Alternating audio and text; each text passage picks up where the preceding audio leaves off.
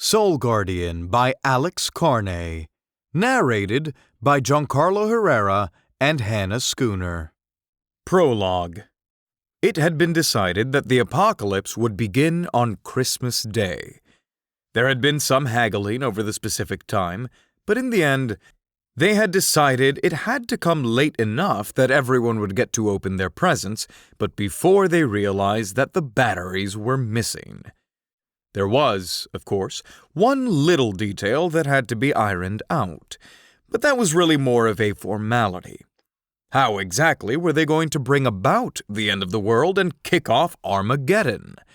Two old foes met in the black void between worlds to discuss the possibilities. Fire?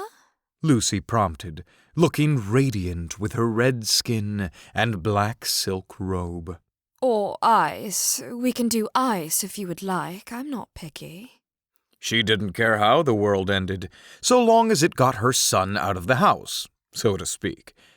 At first, it had been nice having Josh around, but that had gotten old rather quickly. Nobody could sulk like the Antichrist. How about a flood? There is a precedent. Lucy mused, looking at the black talons on the ends of her fingertips. Of course, boats. Boats can be a problem. Metatron sighed. He was a biblically accurate angel, and still raw about it.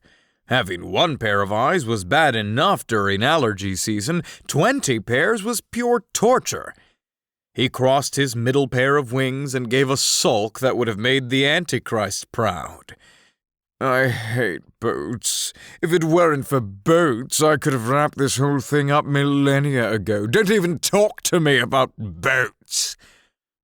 After the Great Flood failed to destroy mankind, Metatron had been filled with an irrational hatred for all things buoyant. To this day, even seeing so much as a bobber had left him seeing red, and also usually a little bit of white. Let's go for something we know will work. Lucy made another suggestion and waited to see how her fellow conspirator would react.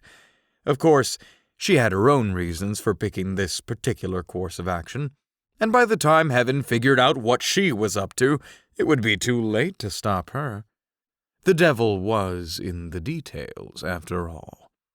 Upon hearing her suggestion, a shiver of disgust went through Metatron's many wings, like he had just seen a particularly well-designed life vest.